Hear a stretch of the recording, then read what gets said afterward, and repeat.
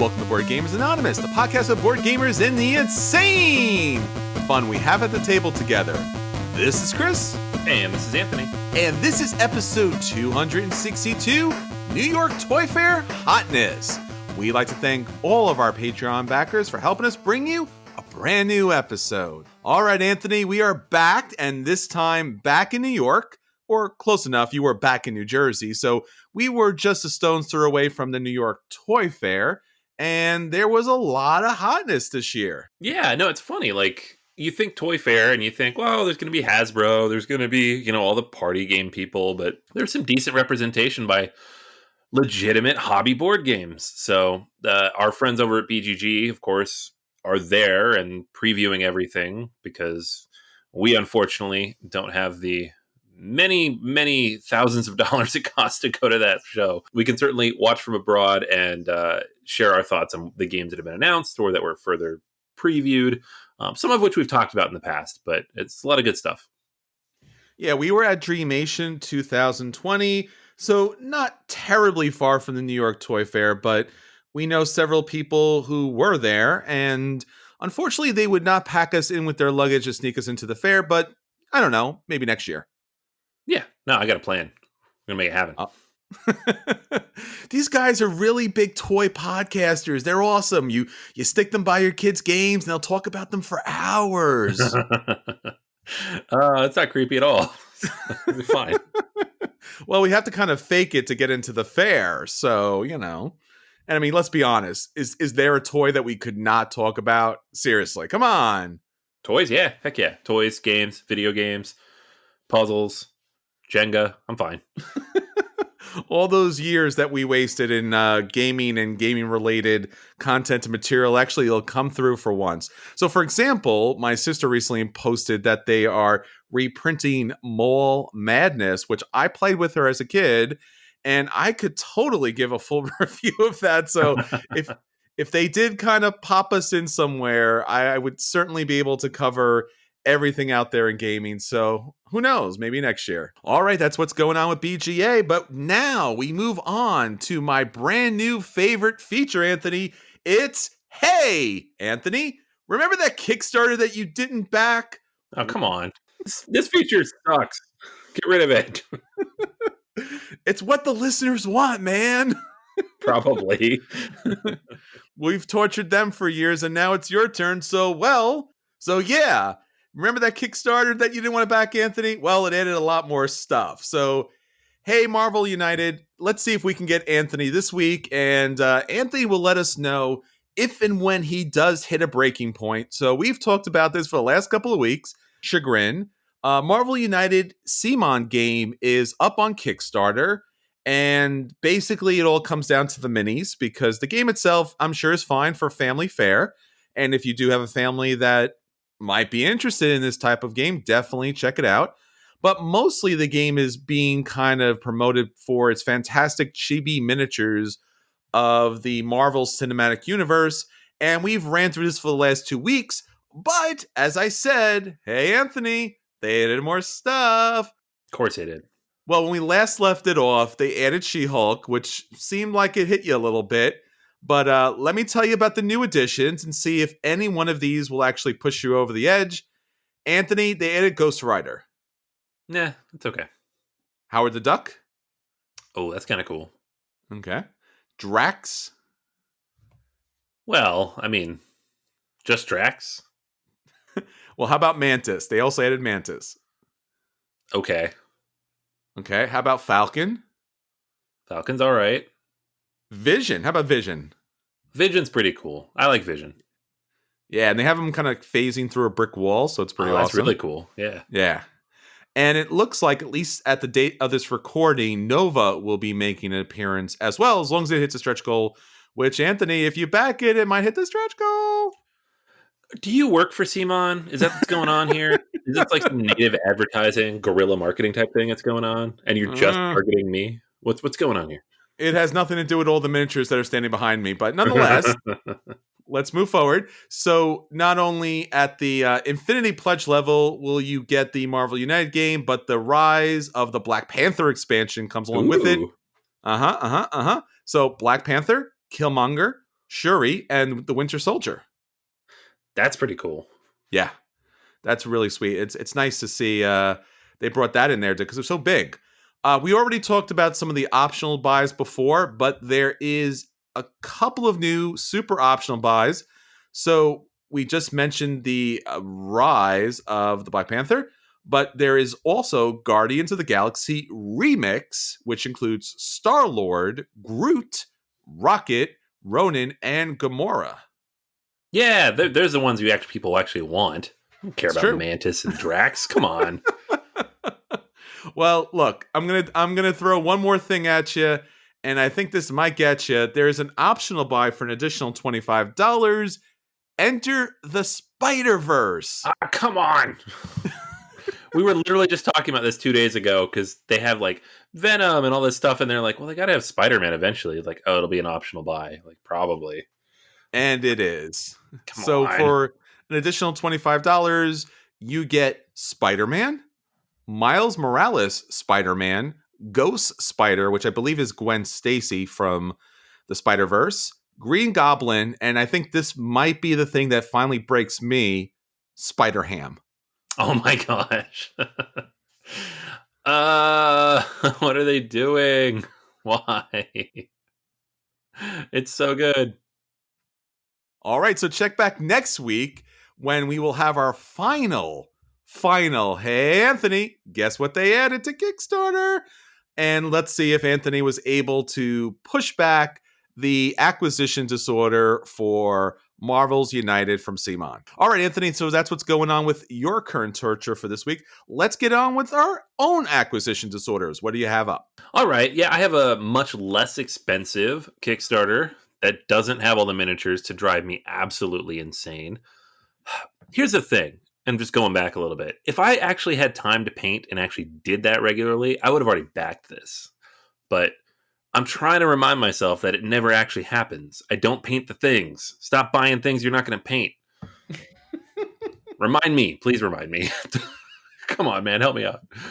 All right. So in terms of games that I am actually considering backing, again, because it's much less expensive, you pointed this one out to me actually, is the Ming Voyages and the March of Progress.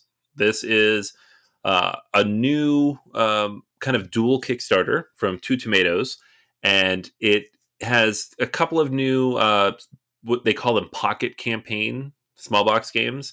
And essentially they're just short 30 to 45 minute games that play with one and or two players that kind of just run through some quick light combat, right? The Ming Voyages looks really cool. It's an asymmetrical game where you're trying to collect different treasures and conquer different things. You play as either the Ming Emperor trying to capture all the different treasures on the board, or as the invading barbarians who are just, barbarians doing what barbarians do.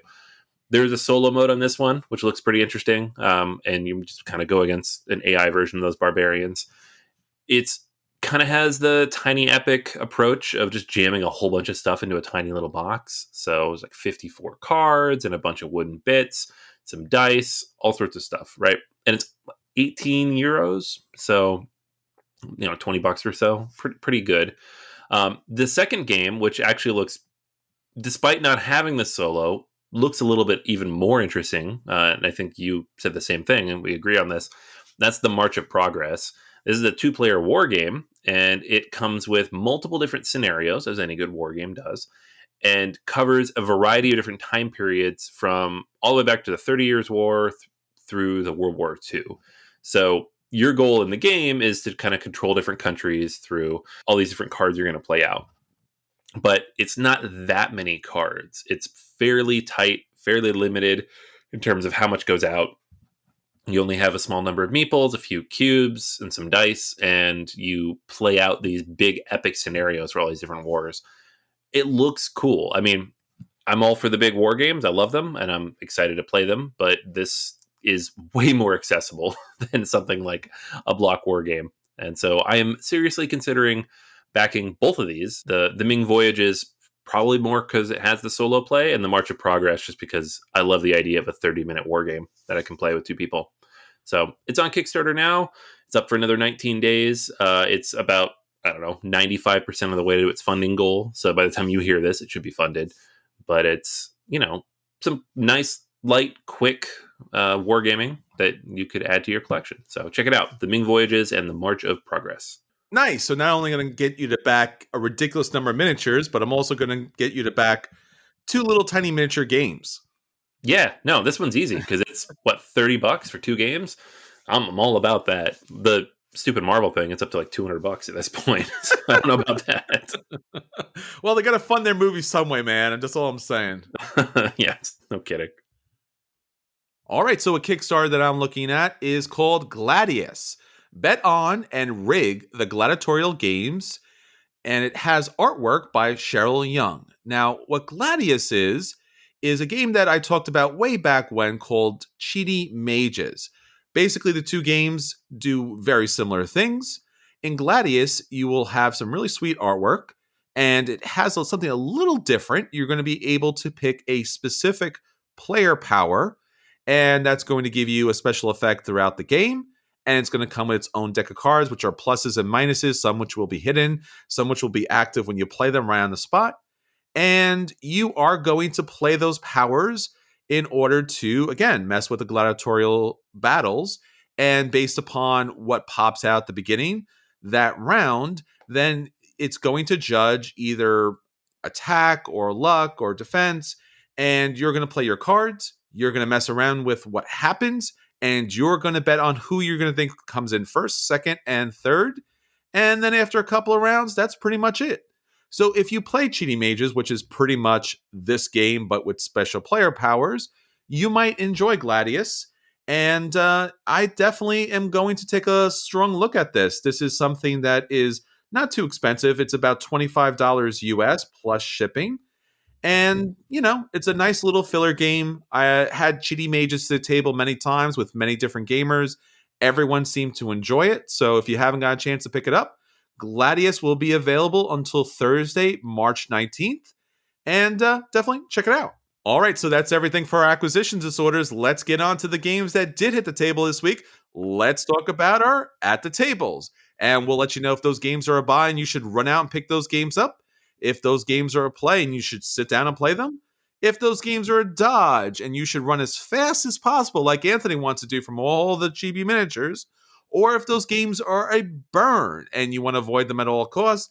Anthony, what do you have up for us this week? All right. I'm going to talk about Pipeline. This is a not too recent release. I think it came out last summer from Capstone Games, and designer Ryan Courtney has artwork by Ian O'Toole, which you'll recognize, just his kind of very stark pastel colors that he uses. And it is a game about building and building pipelines and refining oil through them to generate the most money. So the game has a lot in common with a lot of other economic type Euros, in which you will do all sorts of different stuff, but at the end of the day, the winner is the one with the most money. It doesn't matter how efficient anything is if it doesn't generate you cash. It's not doing its job. So on your turn in this game, and there will be several different turns over the course of 3 different years. Each year is successively shorter, so it goes from 8 to 6 to 4 rounds in each of those years.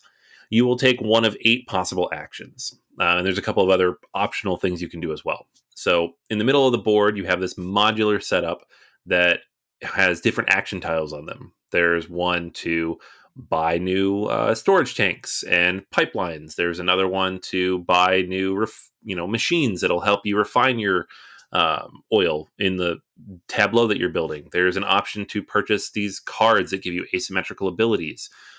There are ways to buy different types of oil, get contracts, fulfill different possible orders that are available to you.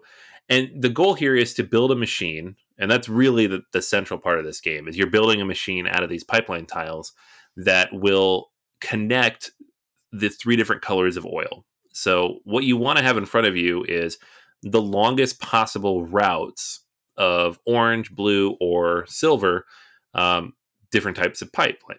And these will take oil that is crude and basic and unrefined and upgrade it to low, medium, and high quality oil. The actual length of pipe you need to do that is variable from game to game. There's those little tiles you put out, so it's anywhere between 4 and 7. So you might only need a length of 4 to increase at one level. You might need up to a level of 7. It depends on which tiles come out. You'll also pick up contracts.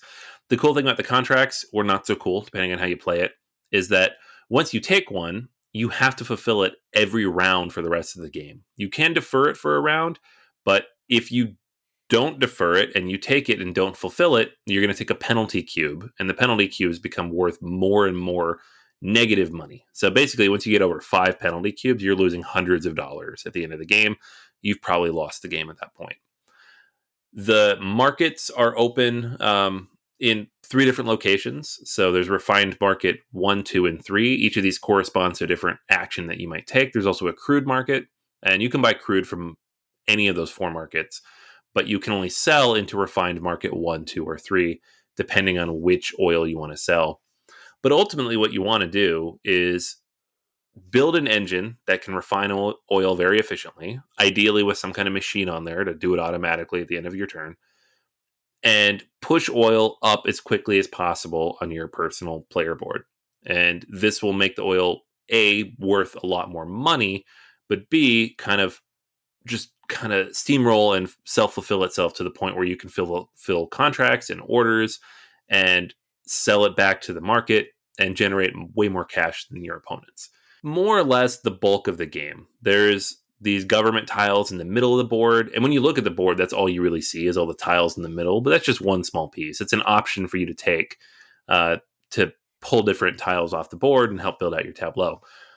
But ultimately, it's about buying and selling those little cubes. And if you do that efficiently, you'll do well. If you do that inefficiently, you'll have a very bad game. So this game ended up reminding me in some ways, and this is not the perfect comparison, but like the feeling it gave me in some ways was like a Splendor game, where if you make poor decisions early and don't build a solid tableau, you could score very, very few points at the end of the game, and generate very little money.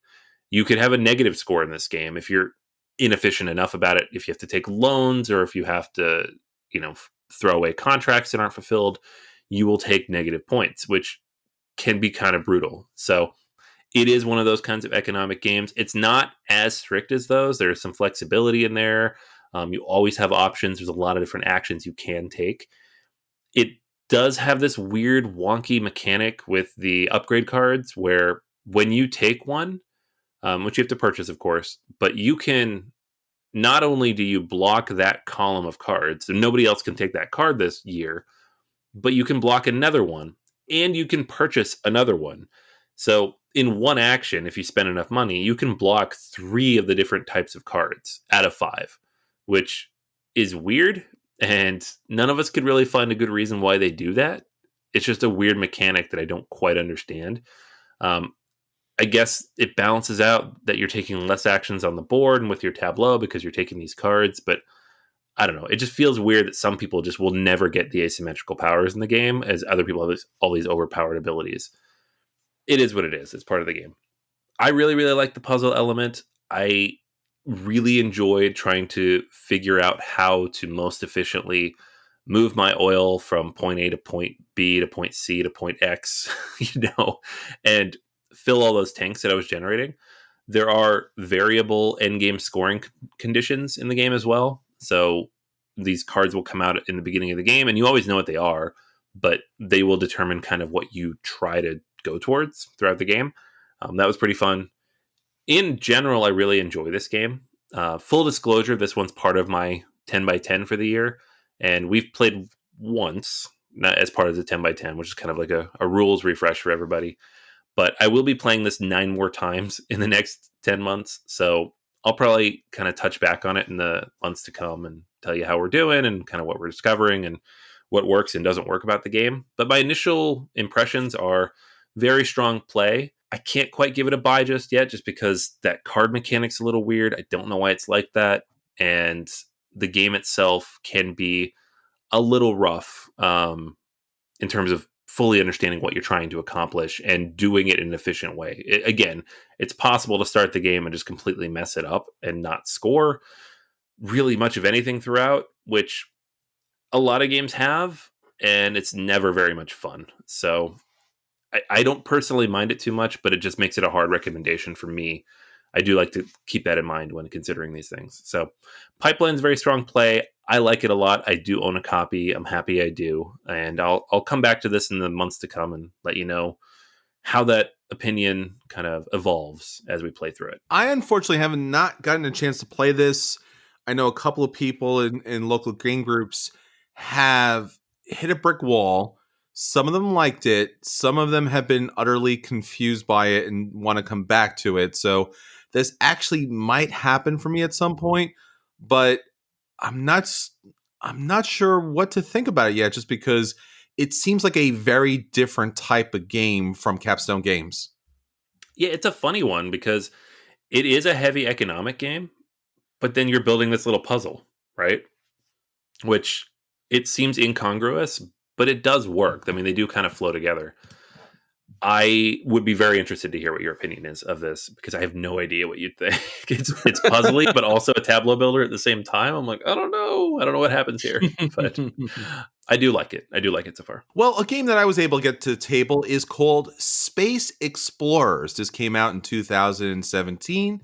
And this game is all about celebrating, and I guess in the case of the gameplay itself, helping cosmonaut Yuri, who was the first man in space on the satellite Sputnik 1 into orbit. So basically, this game has a wonderful amount of artwork that is depicting that time in space, and especially the art style of that kind of space travel. So the mechanics of the actual game is more or less Splendor. Now, I don't happen to be the biggest fan of Splendor. I have tried again and again to like Splendor. I purchased the app, paid real money for the app, played it, and it's okay. Just it tends to kind of play itself. In this version, what we're seeing here from Space Explorers is somewhat similar. At the start of the game, you'll have a card in your hand, and you will have a tableau of cards in this market, and you will have opportunities to purchase cards and then add it to your tableau. And as you add cards to your tableau, those cards will make it cheaper to add additional cards. So you're going to have this little kind of running board on the bottom where your cards will be kind of line up. And there's 5 different colors, and they represent the different kind of specialties that came together to make this travel possible. In addition to that, you're going to be given the 5 different color tokens. Those could also be used to pay off the different symbols on the cards to add them to your tableau. But once you do, it's a closed market, so those will move to the left, and then the person to your left will have those tokens, so they'll be able to build more cards a little bit easier. And finally, there are projects, just like in Splendor. Instead of nobles, you'll have all of these different satellite spaceships. And if you meet the conditions in your tableau, you'll be able to pick up one of those and add that to your final scoring. They also count towards the tiebreaker, as I came to find out. But basically, beyond the kind of Splendor comparisons, as I mentioned earlier, the artwork is really nice. I really do appreciate that kind of throwback artwork. And the game itself adds a different dimension here. So not only are you going to be able to purchase cards in your tableau for 1 less, but on the bottom right, you're also going to typically get a special ability. Sometimes it's an additional icon that you'll be able to use, and sometimes it's a way out there special ability that will add cards to your hands, make things cheaper, move things around, or be final bonus scoring cards throughout the game. Once you put another card on top of that card, again, depending on that special ability, you're going to shut down the one that's on the bottom. So you have to strategically place your cards and also try to figure out what cards you want to put together to snowball together for special abilities, and then what cards you want to leave out there to be able to score you as many points as possible. So it does take the Splendor formula and does upgrade it. Now, I've gotten a chance to play this, and several of my friends at the game night. Anthony, you also got a chance to play this. What'd you think? I thought it was pretty decent, actually. I also don't love Splendor. It kind of plays itself, as I've I've said many times over the years. This one also kind of gets into that category of playing itself at a certain point. And I think any of these kinds of games are going to do that because eventually you're just going to look at the tableau that's out there and take the one that you don't have to pay for. But I think the first half of the game had more interesting decisions to be made than Splendor because you're building a tableau that gives you special abilities and actions that you don't get in Splendor, where you're just picking up gems and whatnot. So I don't know. I thought it was a fun little game. Yeah, it does kind of try to break out from that self-play mechanic with the special abilities on the bottom of the cards. And obviously the artwork, which kind of becomes a close-up as you get the more and more powerful cards, is kind of interesting.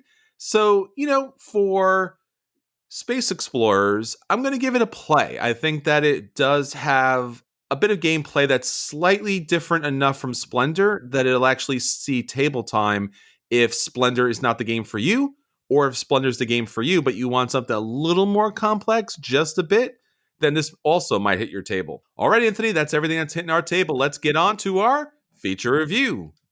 So for our feature review this week, we are talking about the New York Toy Fair 2020 Hotness, the best games, the hottest games, the games that really burned up that show, and the games that will hopefully hit your table soon. So, Anthony, what do you have for us? Yeah, we thought this would be cool to do, partially because the New York Toy Fair just Wait, happened. hold a second. Is it cool to do or is it hot? Which is it, man? You gotta pick a lane here. No, because cool means hot. Come on, man. It's a 90s thing. Just Okay. go with it. Like bad is good? Is that what you're trying to say? Exactly. Nothing means what it means. Just go with it. Okay. Fine. So the BGG Hotness right now is a whole lot of Kickstarters. There's nothing much interesting in there that we haven't already talked about. But the Toy Fair did just happen. And while a lot of games on that list were things that you'll find on your local Target shelf in the months to come, some of them are very interesting. Some of them I feel like we should point out because they don't get the same kind of coverage that other conventions do.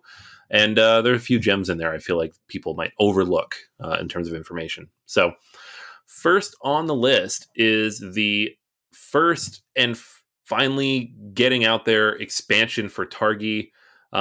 This has existed for a little while. I don't think it was ever printed in the US. I think that was kind of the holding point. A lot of people never got a chance to play this from Andreas Steger, but Targi is one of those 2-player games that everybody comes back to, and now the expansion's finally officially going to be available from Cosmos. So that was highlighted there, and it was actually the top of the Hotness list because I think a lot of people are very excited to finally get to play that.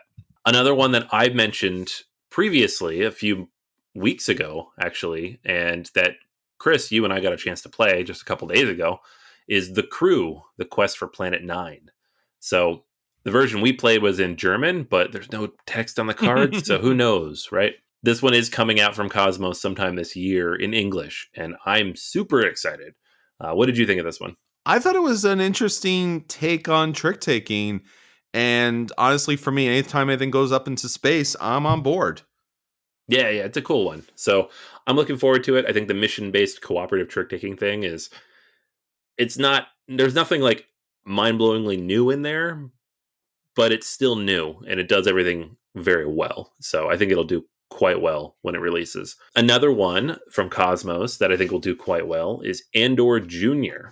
And this is one of those ones that I can't remember if I saw that it would be on at Target or if I just think that it should be at Target, but it seems like a Target game.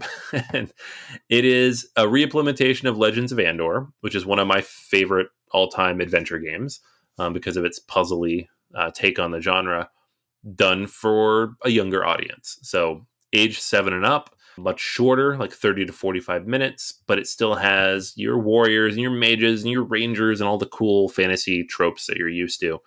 My son is going to love this. So I'm excited to pick it up when it finally comes out.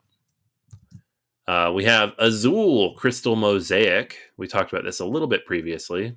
It's not a new game, but it's an overlay for the original Azul that makes it easier to keep everything in place. So almost purely a aesthetic upgrade, but I'm excited because I hope they release it for the other 2 versions of the game.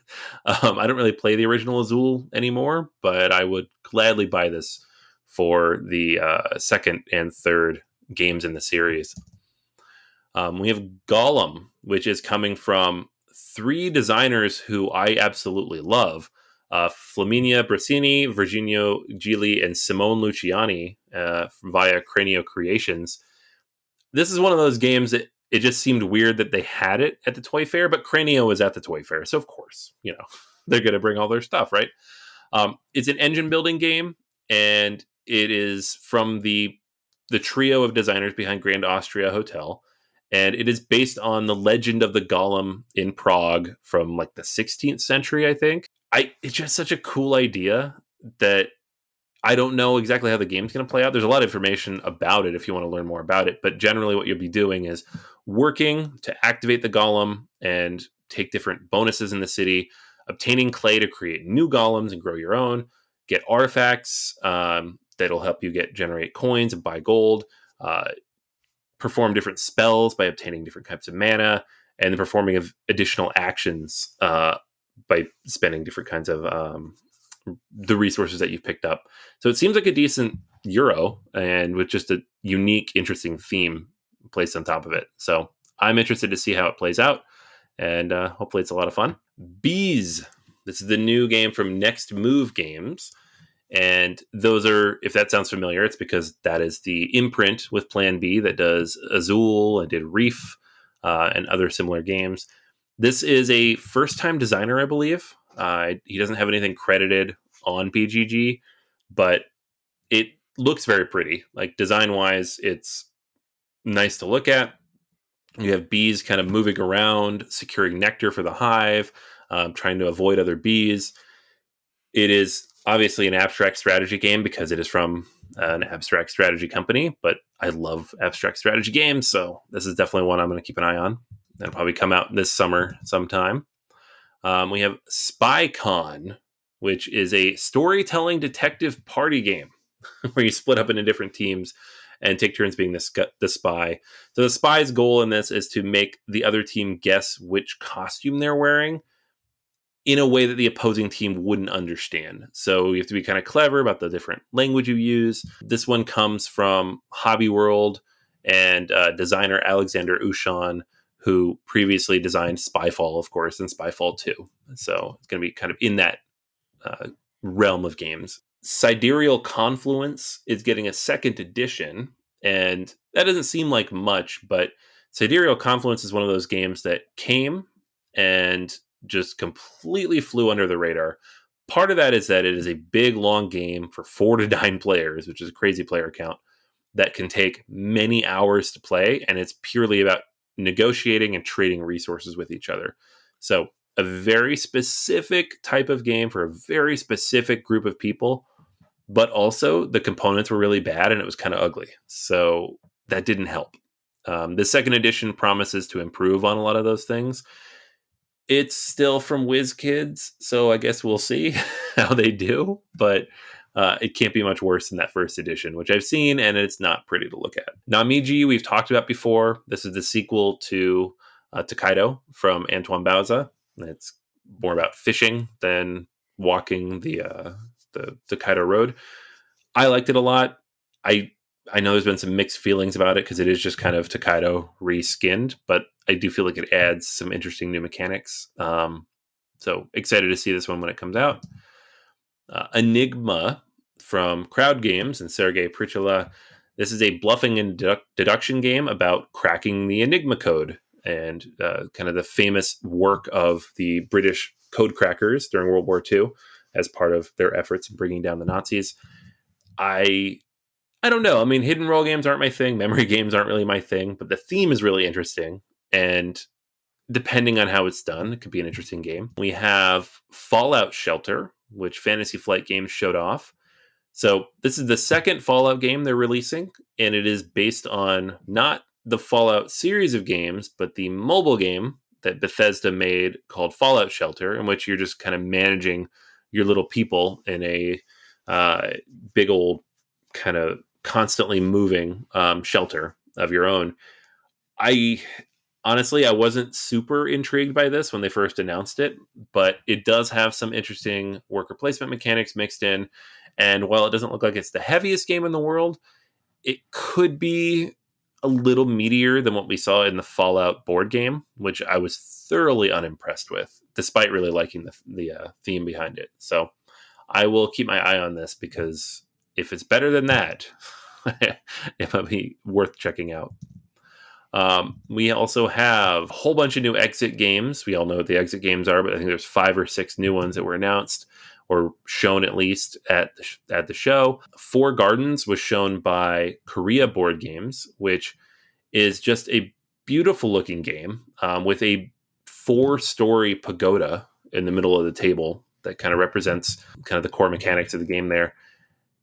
It is just beautiful pastel artwork on the cover. And mechanically, it doesn't look like the most complicated or heaviest game in the world, but production wise, there's just a lot of cool stuff going on there. So I'd like to see what they do with that. I mentioned War of the Ring, Kings of Middle Earth last week. They were showing it off, and it's kind of early form. So I was very much clicking through every single photo I could find of that to see what all the miniatures are. Zen Garden from Mike Giorgio and published by Queen Games is a new kind of light to medium weight game from Queen Games, which will almost certainly be on Kickstarter at some point, because that's what they do. But it is, again, another very pretty game about building out this garden and trying to help the emperor relax. And I don't know. Queen Games are very hit and miss with me, but this one does look interesting. And then last but not least, Masters of the Night. This is from Ares Games, and it is about, you play as a member of a vampire family, and you are just arrived in a new unfamiliar city, and you are trying to do your best to survive. It's a cooperative game, plays from 1 to 5, and you're trying to basically stay hidden from these various agents who are trying to stop you from, being a vampire, because you're a vampire. It's bad. But it looks pretty interesting. The artwork's very evocative of like Arkham, but more noir. And I really like the look of it. So there you go, guys. A whole bunch of stuff out of the New York Toy Fair. Tends toward the lighter end of things, although Cranio has a few interesting games coming out. So definitely check those out if any of them sound interesting. All right, so that's everything for this week. Until next time, this is Chris. Hey, and this is Anthony. And we'll save you a seat at the New York Toy Fair.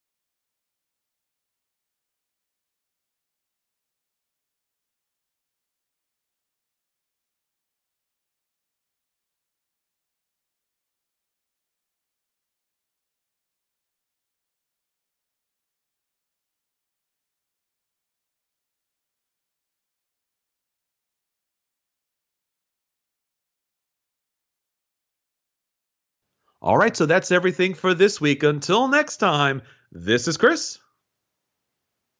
And we'll save you a seat at the table.